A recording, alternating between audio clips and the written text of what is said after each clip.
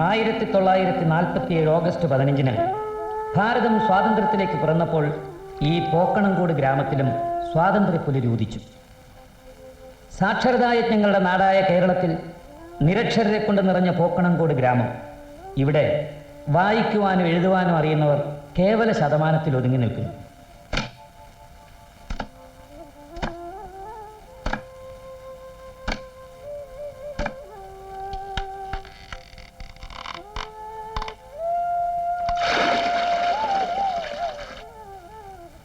കൃഷി, മീൻപിടുത്തം, കന്നുകാലി വളർത്തൽ എന്നിവയത്രേ ഈ ഗ്രാമത്തിൻ്റെ ഉപജീവന മാർഗങ്ങൾ.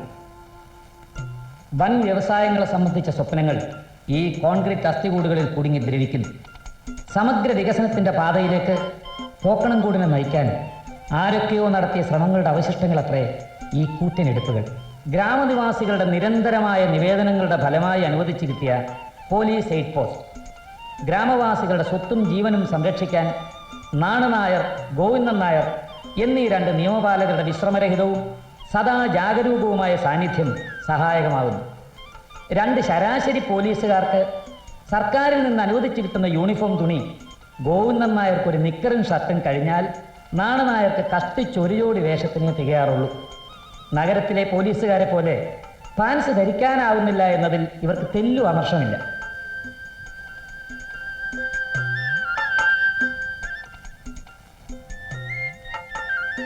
വാണിജ്യ വ്യാപാര ശ്രമങ്ങളിൽ പോക്കണംകോട് ഒരു പടി മുന്നിലാണ്. അന്ത്രയോസിൻ്റെ ബീഡിക്കടയും കുഞ്ഞൻ നായരുടെ ചായക്കടയും അന്താരാഷ്ട്ര വാണിഭ ഭൂപടത്തിൽ പോക്കണംകോടിന് സ്ഥാനം നേടിക്കൊടുക്കുന്നു.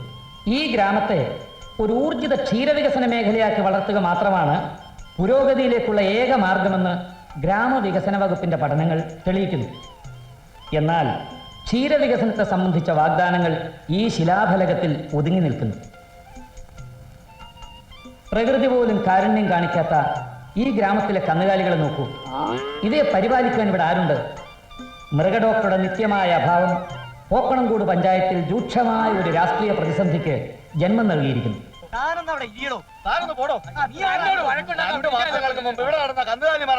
സമാധാനം പറയുക. കാമരാജന്റെ 2 കോഴി, പിന്നെ അവന്റെ പട്ടി.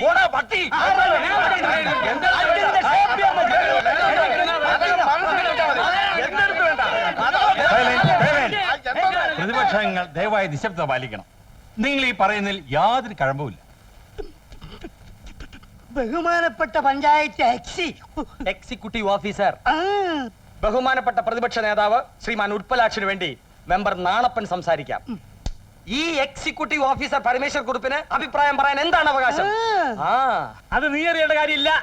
അക്ഷരം കൂട്ടി വായിക്കാൻ അറിഞ്ഞുകൂടാത്ത ഈ ഉണ്ണാക്ക നായരെ രക്ഷിക്കാൻ വേണ്ടിയല്ലയോ ഈ എക്സിക്യൂട്ടീവ് ഭരണി എവിടെ കൊണ്ട് സ്ഥാപിച്ചിരിക്കുന്നത്? പ്രതിപക്ഷത്തെ ആകെയാണ് പട്ടി വിളിച്ചിരിക്കുന്നത്. പ്രതിപക്ഷത്തെ ഒന്നടങ്കം പട്ടി എന്ന് വിളിച്ച പ്രസിഡന്റ് രാജിവെക്കുക. പ്രതിപക്ഷത്തെ പട്ടി എന്ന് വിളിച്ച പ്രസിഡന്റ് രാജിവെക്കണം.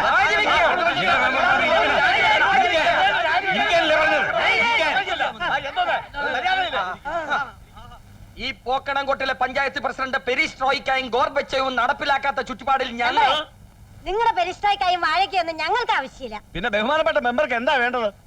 ഇവിടെ പേറ്റു നോവുന്നാലും വയറ്റു നോവുന്നാലും വയറ്റാറ്റി നാണിയുടെ പച്ച മരുന്നല്ലേ ഉള്ളൂ. അതിന് ബഹുമാനപ്പെട്ട മെമ്പറോട് ഞങ്ങളാരും പറഞ്ഞില്ലല്ലോ 5 പറയാൻ. അതിനൊന്നും തന്റെ ഒത്താശ ഞാൻ ആവശ്യപ്പെട്ടില്ലല്ലോ.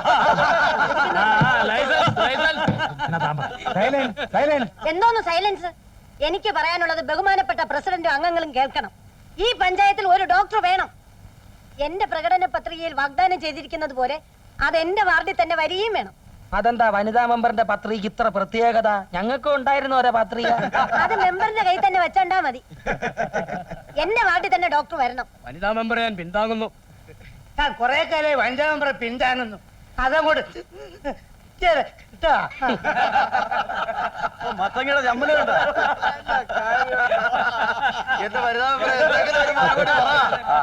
ഊർജിത ക്ഷീര വികസന മേഖലയായി പ്രഖ്യാപിച്ച ഈ പഞ്ചായത്തിൽ കഴിഞ്ഞ 2 മാസത്തിനുള്ളിൽ ചത്തുമലർന്ന നാൽക്കാലികൾ, ഇരുകാലികൾ, കോഴികൾ, പട്ടികൾ, പൂച്ചകൾ, ആടുമാടുകൾ എന്നിവയ്ക്ക് കയ്യും കണക്കുമില്ല. ഇതിനൊരു അറുതി വരുത്തണമെങ്കിൽ ഇവിടെ ഒരു മൃഗത്തിന്റെ ഡോക്ടർ വരേണ്ടത് അത്യാവശ്യമാണ്. പോക്കണംകോട്ടേക്ക് പോടാ എന്ന് സർക്കാർ ഏതെങ്കിലും ഡോക്ടർക്ക് ഉത്തരവിട്ടാൽ അയാൾ തിരുവനന്തപുരത്ത് തന്നെ മാറ്റക്കൽപ്പന വാങ്ങി വേറെ ഏതെങ്കിലും നരകത്തിലേക്ക് പോകും. മനുഷ്യനെ ചികിത്സിക്കാൻ ഡോക്ടർ വരാത്തെടുത്ത ചാണകം വരാൻ ഡോക്ടർ വരുന്നത്, അതും ഈ പോക്കണം കോട്ടിലേക്ക്. കുറിപ്പ് പറഞ്ഞായിരുന്നു ശരി. ഈ പഞ്ചായത്ത് പ്രസിഡന്റ് വിചാരിച്ച ഇവിടെ ഒരു മണ്ണാൻ കെട്ടി നടക്കൂല. ഈ പഞ്ചായത്ത് ഉണ്ടായ കാലം മുതൽ ഈ കസേരയിൽ 8 കാലി കണക്കെ അള്ളിപ്പിടിച്ച് തൂങ്ങിക്കിടക്കുന്ന ഈ ഉണ്ണാക്കൻ പ്രസിഡന്റ് വിചാരിച്ചാൽ ഇവിടെ ഒരു മൃഗ ഡോക്ടർ എത്തുകയല്ല. മറുപടി ഒച്ചത്തി പറയണം. ഇരിക്കണോ? പറയാം. എന്റെ അശാന്ത പരിശ്രമം കൊണ്ടാണ് ഈ പഞ്ചായത്ത് ഒരു ഊർജിത ക്ഷീര വികസന മേഖലയാക്കി പ്രഖ്യാപിച്ചത്. അന്ന് സൊസൈറ്റിയുടെ തറക്കല്ലിട്ടുകൊണ്ട് ഞാൻ ചെയ്ത അധ്യക്ഷ പ്രസംഗം നിങ്ങൾ ഓർക്കുന്നുണ്ടാവുമല്ലോ.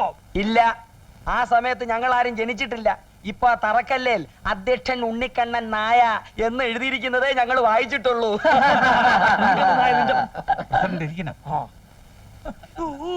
ഊർജിത ക്ഷീര വികസനം നേതാവ് ഇരിക്കെ, ബാക്കി ഞാൻ പറയാം.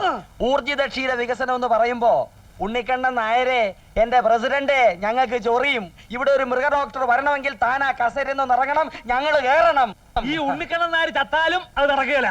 ഉണ്ണിക്കണ്ണൻ നായർ ചത്താലും വേണ്ടില്ല, അത് നടത്തിക്കും. ആദ്യത്തെ തിങ്കളാഴ്ചക്കാണ് മൃഗ ഡോക്ടറെ കൊണ്ടുവന്നില്ലെങ്കിൽ ഞങ്ങൾ അവിശ്വാസ പ്രമേയം കൊണ്ടുവരും. അപ്പൊ രണ്ടിലൊന്നറിയാം. വാ നേതാവേ, നമുക്ക് വാക്കൗട്ട് നടത്താം. വാ വാ. അതിന്റെ അർത്ഥം ഞാൻ പിന്നെ പറഞ്ഞുതരാം. ഉണ്ണിക്കണ്ണ മൂരാച്ചി തന്നെ പിന്നെ കണ്ടോളാം. ഉണ്ണിക്കണ്ണ മൂരാച്ചി തന്നെ പിന്നെ കണ്ടോളാം. ഉണ്ണിക്കണ്ണ മൂരാച്ചി തന്നെ പിന്നെ കണ്ടോളാം. മൂരാച്ചി. ഉണ്ണിക്കണ്ണ മൂരാച്ചി തന്നെ പിന്നെ കണ്ടോളാം. പറ.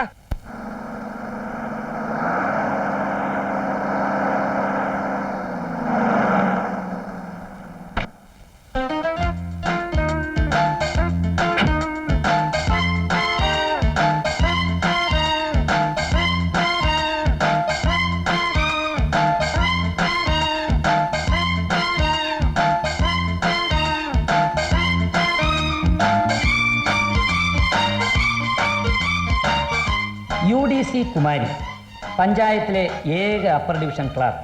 ഇവൾ ചലിച്ചാൽ പോക്കണംകോട് പ്രായഭേദമന്യേ ചലിക്കുന്നു. ഇവൾ ചിരിച്ചാലോ പോക്കണംകോടും ചിരിക്കുന്നു. ഇവളുടെ അങ്കലാവണ്യം പോക്കണംകോടിന്റെ ഹരമാകുന്നു. ഇത്തവണ നമുക്ക് തന്നെയാണ് ഭൂരിപക്ഷം.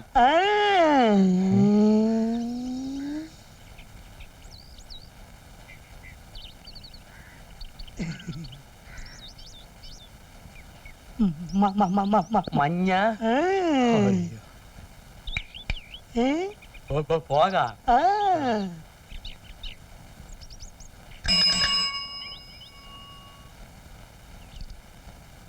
ഈ ചെറുപ്പക്കാരനെ നോക്കൂ. ഊർജിത ക്ഷീരവികസന പദ്ധതി സഫലമാകുമ്പോൾ ഒരു ഉപോൽപ്പന്നം എന്ന പോലെ രൂപം കൊള്ളാവുന്ന പാൽ സൊസൈറ്റിയുടെ സെക്രട്ടറി ആവാൻ ഇന്നേ തയ്യാറായിരിക്കുന്ന ഈ ചെറുപ്പക്കാരൻ സൊസൈറ്റി ബാലൻ എന്നേ സ്വയം വിശേഷിപ്പിക്കാറുള്ളൂ. എന്താ ഞാൻ പിണങ്ങി. എന്ത് പറ്റി? എത്ര വട്ടം ഞാൻ പറഞ്ഞു എന്നെ ഇങ്ങനെ UDC എന്ന് വിളിക്കല്ലെന്ന്. അത്രേ ഉള്ളൂ. എല്ലാവരും UDC അങ്ങനെയല്ലേ വിളിക്കുന്നത്? എല്ലാരെയും പോലാണോ ബാലേട്ടൻ? ബാലേട്ടാ. എന്താ വിളിച്ചേ? ബാലേട്ടൻ. കുമാരി പ്ലസ് ബാലൻ. ഈ നാട്ടിലെ സർവ്വ മതിലുകളിലും ഞാൻ എഴുതി വെക്കും, ബാലൻ പ്ലസ് കുമാരി. ഈ നാട്ടുകാർ മുഴുവൻ അറിയട്ടെ നമ്മുടെ അതൊന്നും റിലേഷൻഷിപ്പ്. വേണ്ട ബാലേട്ട. അയ്യോ, അത് വേണം. അയ്യോ, ഓഫീസിൽ പോകാൻ നേരമായി, ഞാൻ പോട്ടെ.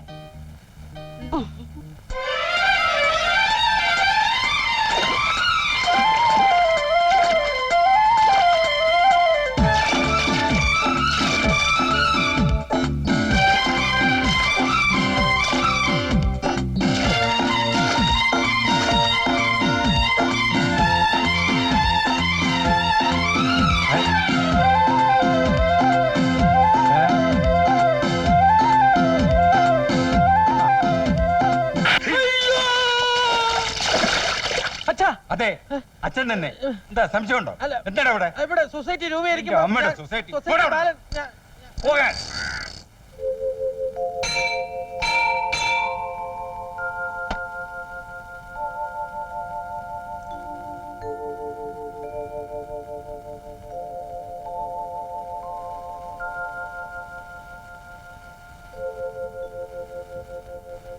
പപ്പേട്ടാ,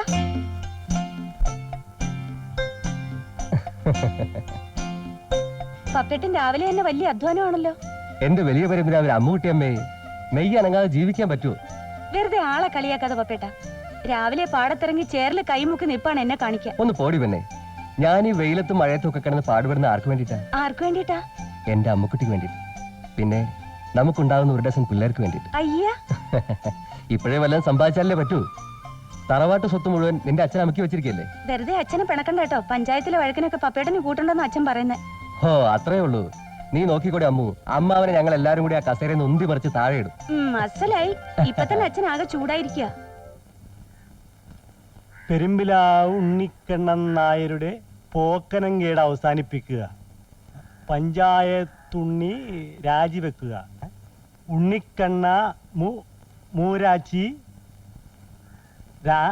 രാജിവെച്ച് പുറത്തു പോവുക. കാണാതെ പഠിക്കാനോടാ? പഠിച്ചു കഴിഞ്ഞു സാർ. നോക്കി നമ്മുടെ വിളംബരം നല്ല ചായ ചിലരൊക്കെ നന്നായിരിക്കും. എന്താ പറഞ്ഞ എഴുതി വെച്ച എന്റെ എല്ലോ അടിക്കണമെന്ന് പറയാനും സാർ. എല്ലാം ഒക്കെ പിന്നോടിക്കാം. അതിനു മുമ്പ് ഇതൊക്കെ വലിച്ചു കയറി ദൂരക്കള. താങ്കളത് കൂടറോ സാറേ, ആ ബാഗ് തന്നെ ഞാൻ വിളിച്ചോളാം. എന്നാ പിടിച്ചോ. സാറന്ന് കയറി. പോട്ടെ. അമ്മോ, എവിടെ പോയിട്ട് പരിപാടി? അമ്പലത്തിൽ നിന്ന് വരും വഴിയാ. ആ, നീയോ ശാന്തി കഴിഞ്ഞ് വരികയായിരിക്കും. ഇവിടെ പുറകെ വായു നോക്കി നടന്നോളാമെന്ന് നീ എവിടെയെങ്കിലും വല്ല വഴിപാട് നേർന്നിട്ടുണ്ടോ? അച്ഛാ, അതെന്താ നീ നേർന്നിട്ടുണ്ടോ? ഞാൻ പോരുന്ന വഴിക്ക് ഇവൻ പുറകെ പോന്നു അല്ലേ? നിനക്ക് നാണിക്കാൻ അറിയാതെ പോയല്ലോടാ പപ്പ. ചുമ്മാ ഒരു വാരി മണത്ത്. അമ്മാവനാണെന്ന് ഞാൻ നോക്കില്ല. പപ്പേട്ടാ, നീ മിണ്ടരുത്. ഓടി വീട്ടില്. രാത്രി മുഴുവൻ എനിക്കെതിരായിട്ട് പോക്കിത്തരം എഴുതി പറ്റിക്കല്, പകല് മുഴുവൻ എന്റെ നോക്ക കമ്പനി സേവിക്കല്.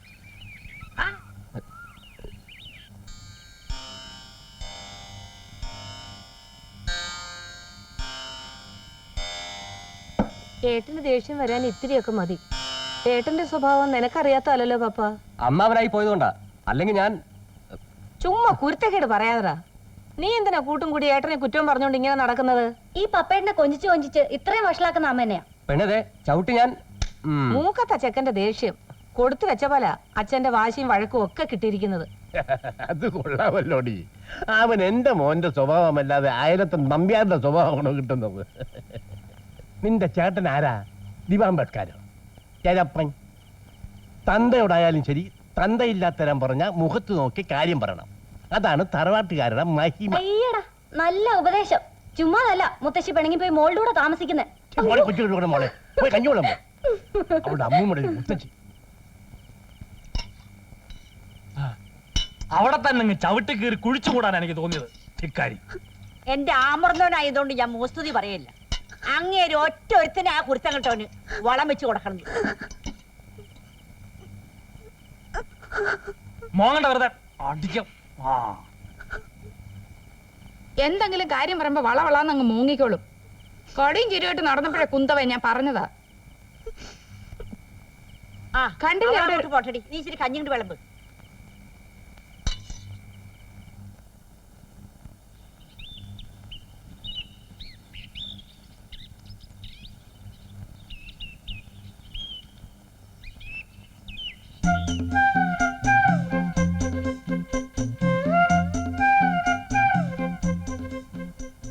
അമ്പടി, നിനക്കെന്നെ കണ്ടുകൂടാതായോടി കുഞ്ഞിലക്ഷ്മി. 10-40 വർഷം എൻ്റെ കൂടെ കഴിഞ്ഞവളല്ലയോ നീ? ഇങ്ങനെ പെണ്ണുങ്ങളുണ്ടോ എൻ്റെ ഭഗവതി? കുഞ്ഞുലക്ഷ്മി ഒരായുസ് മുഴുവൻ നിന്നെ നോക്കിയിരുന്നാലും മതിയാവില്ലെന്ന് പറഞ്ഞ മനുഷ്യനാ.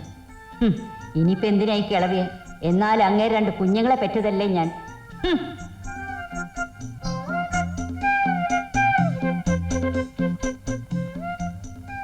വയസ്സുകാലത്ത് എനിക്ക് ഇത്തിരി വെള്ളം അനത്തി തരാൻ ആരെങ്കിലും ഉണ്ടോന്ന് നിനക്ക് വല്ല വിചാരം ഉണ്ടോടി? ഞാനുള്ളപ്പോ ഒന്നിന്റെയും കുറവറിയാത്ത മനുഷ്യൻ. ബലാകുൽസ്യാതെയൊക്കെ തെറ്റാതെ തേക്കനുണ്ടാവും. ദീർഘായുസ് കൊടുക്കണേ ഭഗവതി.